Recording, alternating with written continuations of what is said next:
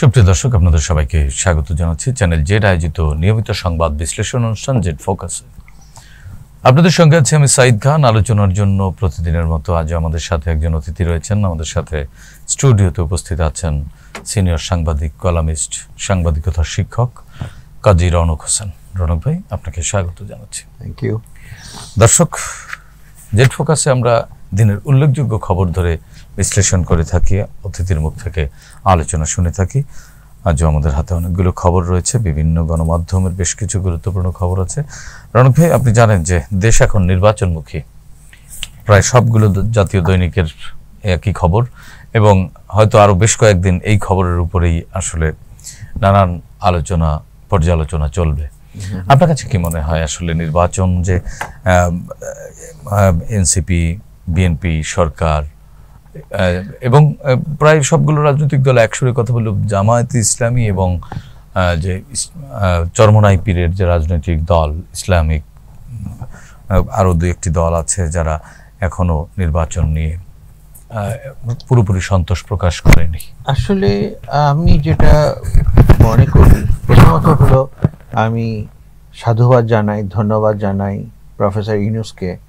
উনি এই নির্বাচনের সঠিক দিন না দিলেও যে সময়টা উনি একটা রোডম্যাপ দিয়ে দিয়েছেন, যেটি আসলে রাজনৈতিক দলগুলো ডিমান্ড ছিল। হ্যাঁ, তো এটাতে যেটা হচ্ছে যে অন্তত উনি মানে নিজেকে অনেকটা নির্ভর করলেন, এবং তার সমালোচনা এবং তার প্রতি যে মানুষের বিদ্বেষ যে জায়গায় চলে গেছে, বিদ্বেষের জায়গায় পৌঁছায়নি, এক ধরনের বিদেশে পৌঁছে গেছিল। কারণ হলো যে এনসিপিকে নিয়ে উনি যেই সহমর্মিতা দেখিয়েছেন, এটার কোনো মানে হয় না।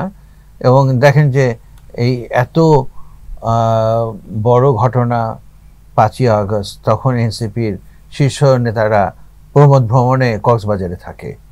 তো এটা একটা খুব ব্যাড মানে ইমপ্রেশন ক্যারি করে। তো আমি যেটা বলবো, এই জামাত বলেন, চরমোনাই বলেন, অথবা আরো দু একটা দল যাদেরই বলেন না কেন, এইখানে হয়ে গেছে কি একটা 17 বছরের অগণতান্ত্রিক পরিবেশের কারণে সবাই এখন ভাবছে যে যদি এই সুযোগে আমি কিছু একটা বাগিয়ে নিতে পারি। এই যে নির্বাচন মানে না, বা নির্বাচনে অমুক কথা তমুক কথা, এই সংস্কার ওই সংস্কার, কেউ চরমোনাই তো এটাকে আফগানিস্তান বানাতে চায়, এরকম নানান রকম ব্যাপার আছে। আসলে যে যত কথাই বলুক, একটা দেশ, সেই দেশে যদি সুষ্ঠু নির্বাচন হয় এবং সুষ্ঠু জনপ্রতিনিধিত্ব আমরা পাই, তাহলে দেখা যাবে সে দেশ এগিয়ে চলেছে। এর বাইরে যে যত কথাই বলুক, কোনো লাভ হবে না, একদম কোনো লাভ নাই।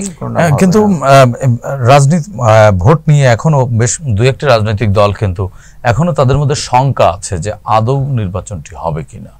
এটা কিন্তু গতকালকে কিন্তু প্রকাশ পেয়েছে, শঙ্কা আছে। এবং শঙ্কার মূল কারণ হলো কি, আমাদের ভেতরে ওই মেন্টালিটি ডেভেলপ করে নাই, বা আমরা এতটা উদার না যে আমরা জানি যে আমার এই ভোটে অংশ নিয়ে লাভ হবে না, আমি সিট পাবো না।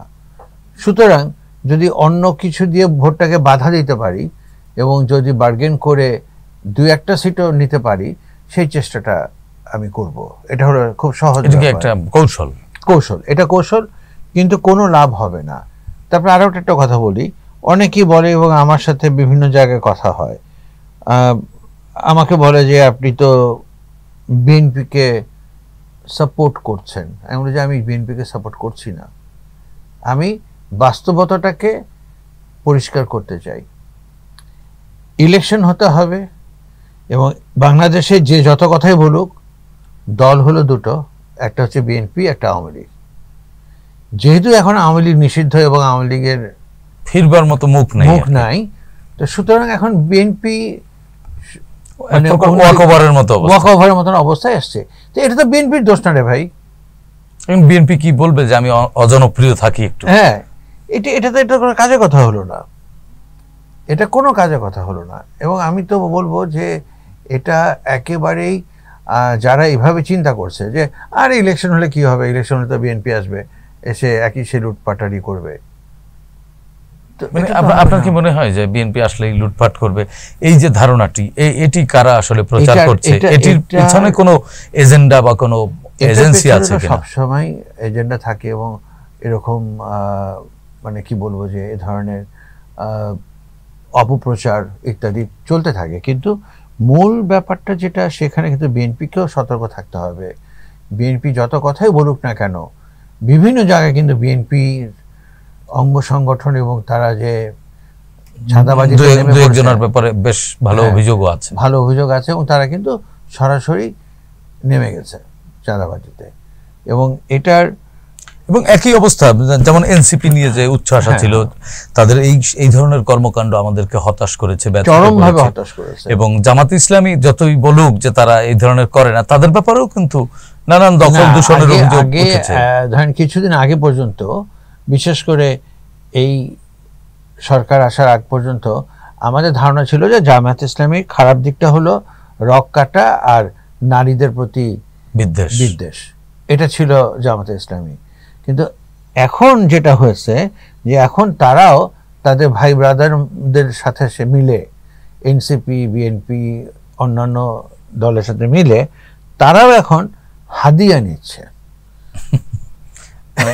মানে চাঁদার নাম আরবিতে করে নিচ্ছে। হ্যাঁ, তো হাদিয়া হলে তো সেটা তো জায়েজ, চাঁদা থাকে না, এটা চাঁদা থাকে না। আসলেই কি হাদিয়া হলে চাঁদা থাকে না? না, হাদিয়া কি কেউ স্বেচ্ছায় দেয়?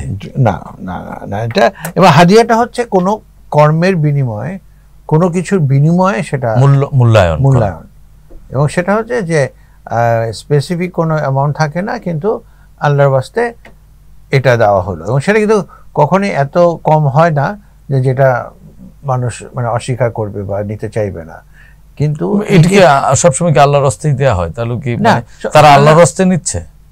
এখন তো ওই যেটা বললাম যে চাঁদার নতুন নামকরণ হয়েছে হাদিয়া, কিন্তু এতদিন পর্যন্ত যতটুকু ছিল যে তাদের ইন্টারনাল একটা মেকানিজম ছিল, ইয়ানত, হাদিয়া বা ইয়ানত তো বলা হয়। হ্যাঁ হ্যাঁ, তো সেটার ভেতর দিয়ে তারা যেত, কিন্তু এখন তা না। এখন কিন্তু তারা সরাসরি মানে মেইন স্ট্রিমে অন্যদের সাথে ভাগ বসাচ্ছে এবং আলোচনাও আছে। এটা তারা অস্বীকার করতে পারবে না। আমি কিন্তু সম্ভবত আপনাদের এখানে কিংবা অন্য কোনো চ্যানেলে বলেছি যে জামাতের দুটো জিনিস ছিল সবচেয়ে প্রশংসনীয়। একটা হলো যে তাদের বিরুদ্ধে কোনো দুর্নীতির অভিযোগ ছিল না, এবং তাদের দুজন মন্ত্রী ছিল, এই দুজন মন্ত্রীর টেবিলে কখনো 5টার পরে কোনো ফাইল থাকতো না। না রনক ভাই, এই যে একটি প্রশ্ন একটু করি আমি, সেটি হচ্ছে জামাত ইসলামী 1971 সালের পর বা তাদের দল গঠনের পর এই মনে হয় বাংলাদেশে প্রথম তারা বেশ শক্তিশালী বা তাদের শক্তিমত্তা দেখিয়েছে। এর আগে কিন্তু এত শক্তিমত্তা তারা দেখাতে পারেনি, যেই কারণে যে প্রভাব বিস্তার করে বা আপনার কথায় ইয়ানত বলেন আর যেটি বলেন হাদিয়া বলেন, সেই হাদিয়া তুলবার মতো শক্তি সামর্থ্য এতদিন তাদের ছিল না, যেই কারণে হয়তো তাদের বিরুদ্ধে অভিযোগ নাও আসতে পারে বা আসেনি।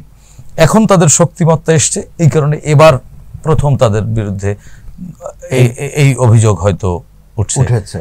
এই কারণটা কি তাদের এতদিন শক্তি সামর্থ্য ছিল না, তারা এখন বেশ শক্তিশালী? তারা কোথায়, আমি আপনাকে খুব স্পষ্ট বলে দেই। প্রথম কথা হচ্ছে জামাত হচ্ছে একটা ক্যাডার ভিত্তিক রেজিমেন্টেড একটা দল, এবং ক্যাডার ভিত্তিক এবং রেজিমেন্টেড দলদের সুবিধা হচ্ছে যে উপর থেকে যে নির্দেশ আসে সেই নির্দেশ একেবারে অক্ষরে অক্ষরে পালন করা হয়। এটা কিন্তু আর আমাদের বাংলাদেশে অন্য কোনো দল নাই, চরমনাইয়েরও নাই। স্বাধীন, হ্যাঁ, করলে আপনি চাইলে কিন্তু জামাতের কর্মী হতে পারবেন না, আপনাকে একবারে সাথী থেকে রোকন থেকে। এই জন্যই কি জামাতের সমাবেশগুলোতে আমরা কর্মী সভা দেখি, জনসভা কম দেখি? জামাতের জন্য জনসভা করতে পারে না বা করে না, কারণ কর্মী সভা হয়, এবং সেই কর্মী সভায় আরেকটা ব্যাপার হলো, যত বড় সমাবেশ আপনারা দেখছেন খেয়াল রাখেন ওটা কিন্তু ওই এলাকার সমাবেশ না, ওইখানে সারা দেশ থেকে লোক আসে। এবং ওই যেটা বললো যে ক্যাডার ভিত্তিক একটা দল, রেজিমেন্টেড একটা দল, ফলে ওরা এত সুন্দরভাবে পরিকল্পনা করে সবকিছুকে কন্ট্রোল করে, অনেক ডিসিপ্লিন। তো সেই জায়গাটিতে মানে আমরা অন্যদিকে চলে গেছি আলোচনায়, আমরা নির্বাচনের মধ্যে ছিলাম। যদি নির্বাচন নিয়ে যে সন্দেহ সংশয় বা এখনো যে যদিও নেই, তারপরেও যারা করছেন তারা এই নির্বাচন নিয়ে সন্দেহ করবার কারণটি কি? কাদের আচরণের কারণে বা কাদের কর্মকাণ্ডের কারণে যারা এটা সন্দেহ করছেন? যারা সন্দেহ করছেন তাদের সন্দেহ একেবারে অমূলক। এবং আমি একটা কথা বলি যে আমার যদি কোনো স্কিল থাকে এবং আমার বিপক্ষে যদি কেউ না থাকে স্কিলে, সেটা তো আমার দোষ না রে ভাই।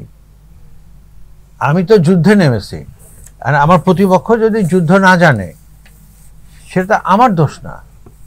তো এখন যেটা হয়ে গেছে, সবাই একই কথা বলে যে ইলেকশন মানিত হলো বিএনপি।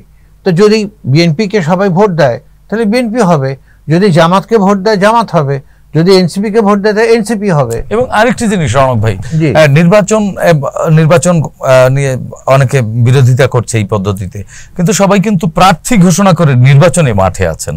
এ বিষয়টিকে আপনি কিভাবে দেখেন?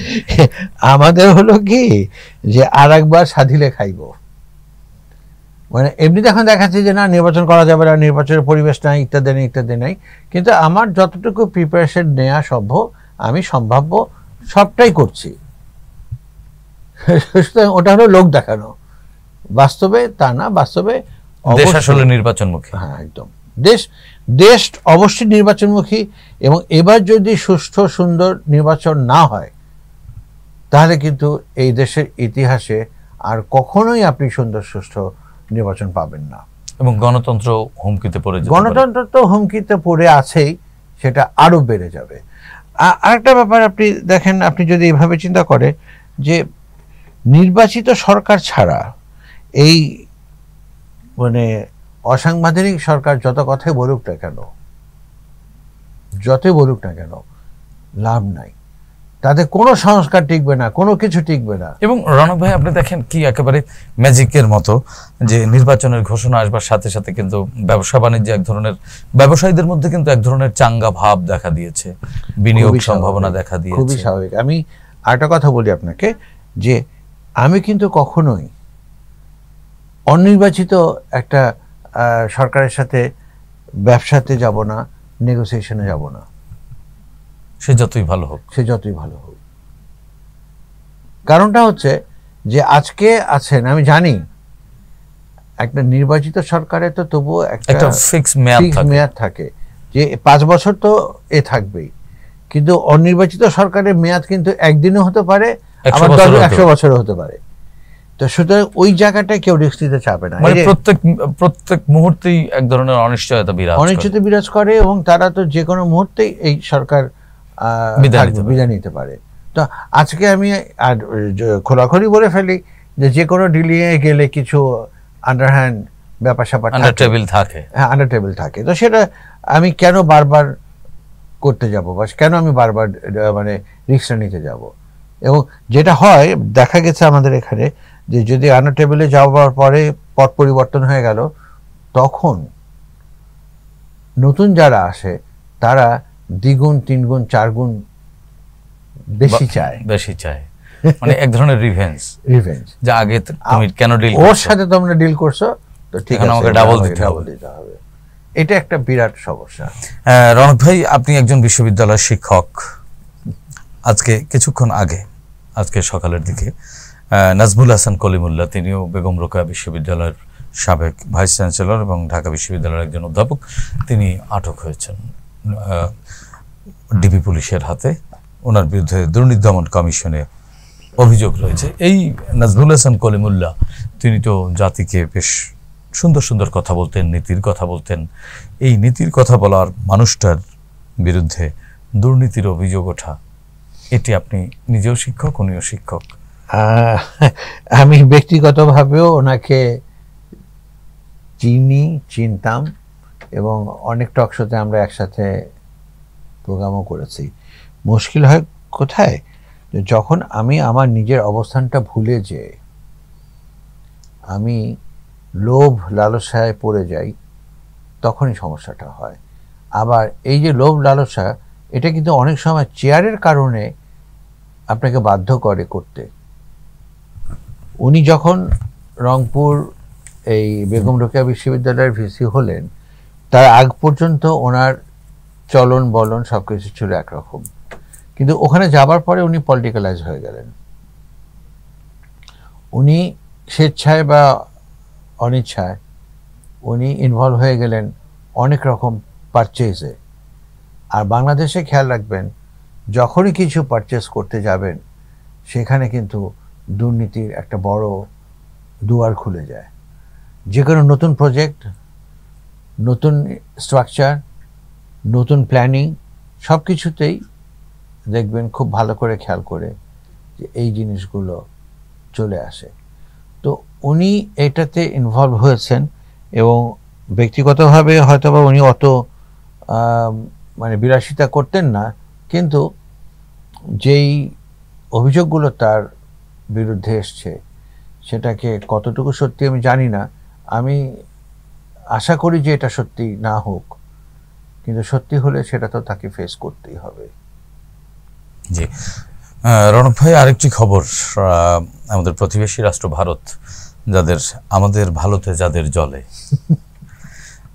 তাদেরকে, মানে আমরা জানি যে মার্কিন যুক্তরাষ্ট্র সাথে ভারতের এক ধরনের সখ্যতা রয়েছে, দীর্ঘদিনের তাদের একটা বন্ধুত্ব রয়েছে, ব্যবসা বাণিজ্য থেকে শুরু করে আঞ্চলিক নানান বিষয় ভারতের চোখ দিয়েই আমেরিকা দেখত বা দেখে আসছে এখনও।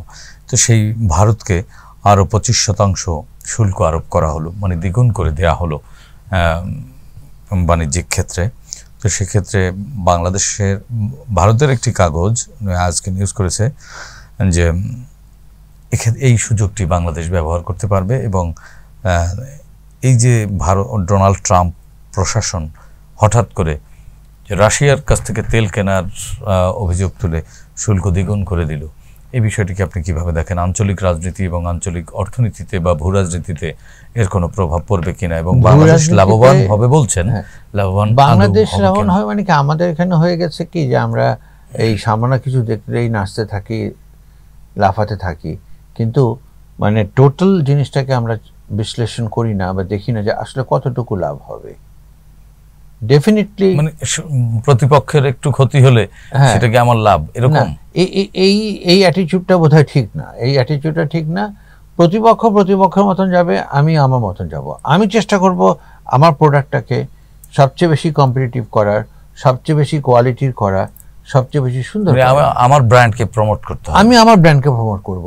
প্রতিবেশী দেশ কি করলো না করলো ওটাতে আমার কি এসে যায়? ভারতের এই যে দ্বিগুণ শুল্ক আরোপ এবং রাশিয়ার কাছ থেকে তেল কেনার, হ্যাঁ এটা ঠিকই আছে। সেটা হলো যে ট্রাম্প এবার যেটা করেছে, সে জানে যে আর কখনোই সে প্রেসিডেন্ট হতে পারবে না, এটাই তার শেষবার। সুতরাং সে তার কিছু নিজস্ব চিন্তাধারা এগুলোকে সে ইমপ্লিমেন্ট করে যাচ্ছে। আরেকটা কথা বলি যে আমরা যতই তাকে খারাপ বলি, পাগল বলি, ছাগল বলি, যাই বলি না কেন, ট্রাম্প কিন্তু জাতীয়তাবাদী এবং সে কিন্তু আমেরিকানদের স্বার্থ সবার আগে দেখে। এটা কিন্তু আমাদের, তিনি তো এসেই ঘোষণা করছেন আমেরিকা ফার্স্ট।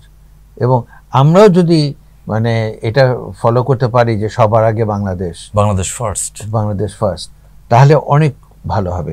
এবং ট্রাম্প, আপনি খেয়াল করে দেখেন, ট্রাম্প তো যাই করেছে অনেকেই অনেক সমালোচনা করেছে, কিন্তু যা করেছে সে সবই কিন্তু আমেরিকার স্বার্থেই করেছে। এবং আমেরিকান প্রেসিডেন্ট হিসেবে তিনি ঠিকই করেছেন তার দেশের হিসেবে। এবং এখানে যে আগে যে প্রেসিডেন্ট আছে তারা কেউ কিন্তু এরকম বলতেছে না। এই যে এখন চরমোনাই বলে যে ইলেকশন হবে না, এটা সংস্কার করো, অমুক করো, তমুক করো, ওদের ওখানে কিন্তু এরকম সমালোচনার সুযোগ নাই। তারা মেইন যেগুলো মানে ক্রাইসিস বা যে মেইন যে ইস্যুগুলো, সেই ইস্যুতে কিন্তু তারা সবাই সমর্থন, জাতীয় স্বার্থে। আর আমাদের জাতীয় স্বার্থটাই আমরা এক হতে পারি না কেন আসলে? জাতীয় আমরা কিন্তু দেখেন আসলে আমরা এক হতে পারি না, যে এটা আমরা তো বারবার চেষ্টা করি এক হওয়ার, কিন্তু আমাদের ঐক্য ভেঙে যায়। আমরা এক হই স্বার্থের জন্য, ঐক্য ভেঙে যায় সেটাও স্বার্থের জন্য। কারণ আমরা কেউ স্বার্থের ঊর্ধ্বে উঠে কাজ করি না। আমরা কথায় সিঙ্গাপুর মালয়েশিয়ার কথা বলি, যে একবারও চিন্তা করি না যে লি কুয়ান কীভাবে লিডারশিপ ডেভেলপ করে।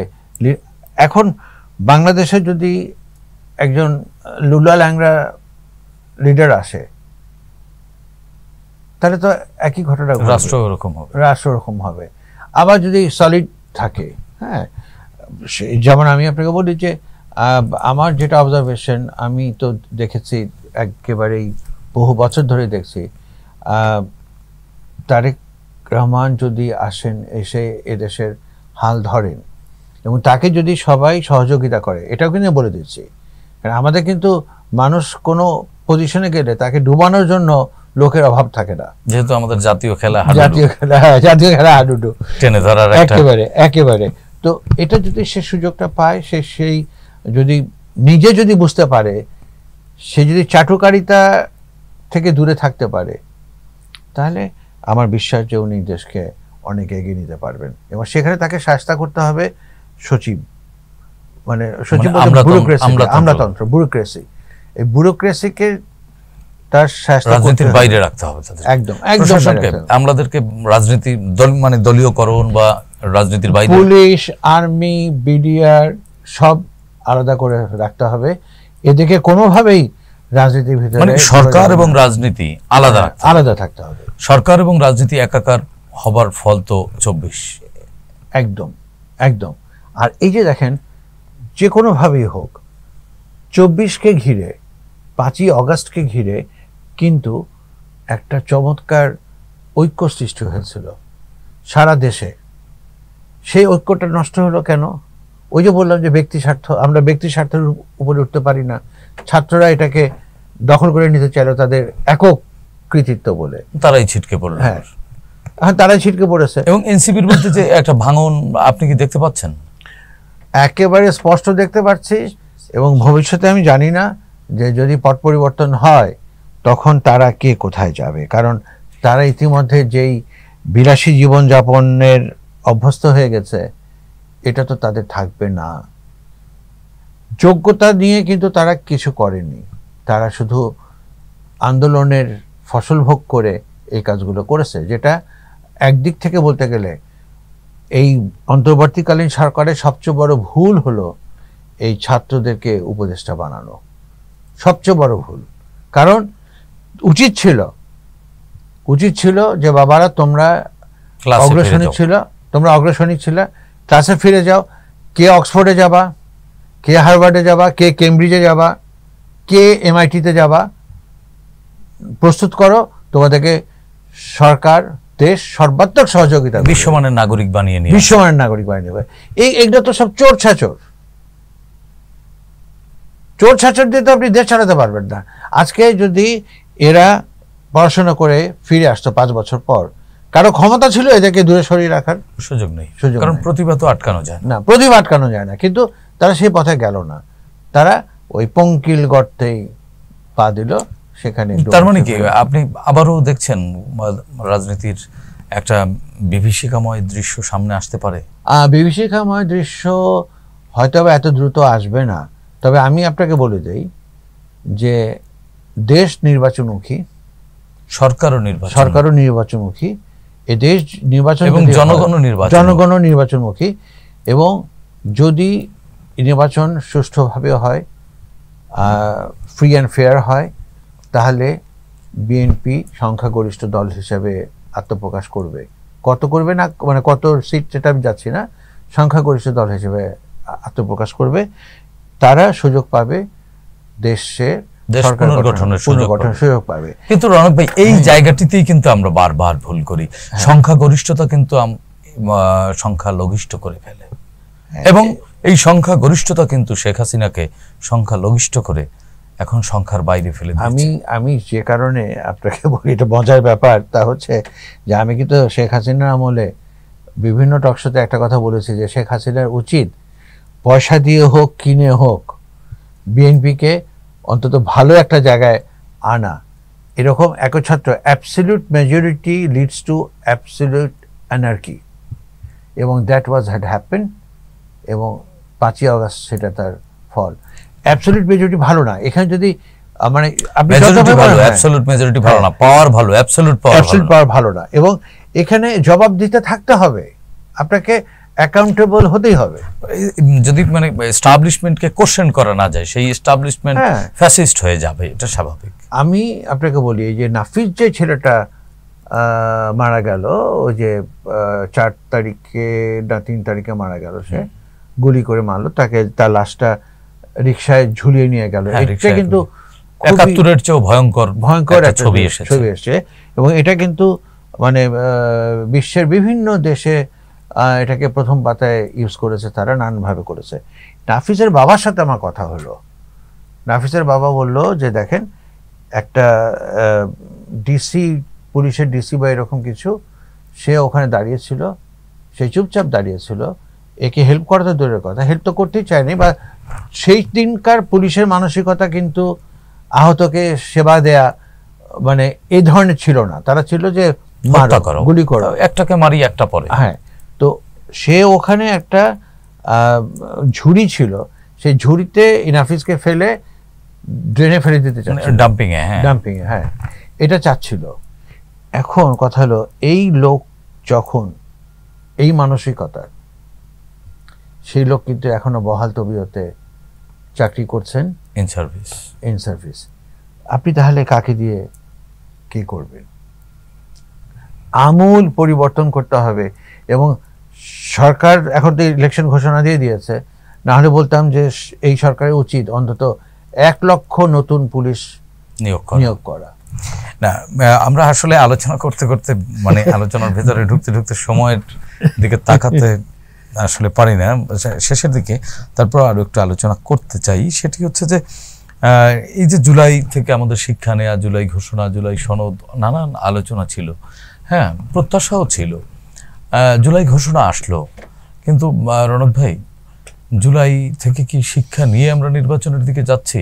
নির্বাচনের পর কি আমাদের এই লাল রক্ত, এত শহীদ, এত শিশুদের লাশ, এত মায়ের কান্না, এগুলো আমাদের কি থাকবে? আমি সরি বলতে বাধ্য হচ্ছি, এগুলো কিছুই থাকবে না। আমরা কোনো শিক্ষাই নিচ্ছি না, আমরা শুধু আমাদের নিজেদের কথা চিন্তা করছি এবং যার যার এজেন্ডা নিয়ে আমরা মাঠে আছি। এবং নির্বাচন হয়ে যাবে, তারপরেও চেষ্টা করা হবে যে এখানে আরো রক্ত ঝরানোর, আরো রক্ত ঝরবেও, হয় কারণ সেই পালিয়ে থাকা ফ্যাসিস্টরা তো আছেই, তারা তো আছেই। এবং আমি তো আপনাকে একটা কথা বললাম যে নাফিসকে টুকরিতে হ্যাঁ ডাম করে ফেলে দিতে চেয়েছে মানুষের লাশ। হ্যাঁ, একটা, সে তো মানুষ, যে মারছে সেও মানুষ, যে মরছে সেও মানুষ, মারছে মানুষ, মরছে মানুষ, দুটোই তো হচ্ছে। কিন্তু মানবতা মুক্তি পাচ্ছে না। তো মানবতা কোথায় মুক্তি পাচ্ছে? মানবিকতা, নৈতিকতা কোনটা এখানে কাজ করছে? কোনোটাই কাজ করছে না। এই জন্য আমি বলছি যে আসলে এই যে আমূল পরিবর্তনগুলো দরকার, সেটা কখন করবেন? শেখ হাসিনা তো 5 স্তরে ব্যুরোক্রেসিতে মানে নিয়োগ করে রেখে গেছেন, আপনারা এখন পর্যন্ত একটা স্তর ক্লিয়ার করতে পারেন নাই। তো তারা কি বসে থাকবে? তারা তো সুযোগ পেলেই খোঁচা মারবে। রণক, যারা ভোটে নির্বাচিত হয়ে আসবেন, সে যে দলই আসুক, এনসিপি আসুক, জামাত আসুক, বিএনপি আসুক, বা সবাই মিলে করুক, জাতীয় সরকার করুক, আসলে জুলাই থেকে কোন শিক্ষাটা কখনো আসলে এদের ভোলা ঠিক হবে না। যদি ভুলে যায়, তারাও হোঁচট খাবে, এবং তারা হোঁচট খেলে বাংলাদেশ হোঁচট খাবে। কোন জায়গাটা? মূল জায়গাটা হলো দেশপ্রেম। এখানে প্রত্যেককে বলতে হবে, দেখেন মানে আমরা অনেকেই ইন্ডিয়ান অনেক কিছু পছন্দ করি না, অপছন্দ করি, কিন্তু ওদের একটা জিনিস আমি সবসময় প্রশংসা করি, যে সারা দিন, সারা গন্ডগোল, সারা দিন শেষেই তাদের একটি কথা, ইয়ে হিন্দুস্তান হামারা। হ্যাঁ, এই মানে হিন্দু হোক, মুসলমান হোক, বৌদ্ধ হোক, খ্রিস্টান হোক, সবাই কিন্তু সব ভুলে যায়। তারা ওই একটা জায়গায় যে ইয়ে হিন্দুস্তান হামারা। তো আমরা কেন এটা চিন্তা করতে পারি না যে আমাদের কেন অমুকের মানে হতে হবে, মুখাপেক্ষী হতে হবে? কোনো কারণ নাই তো।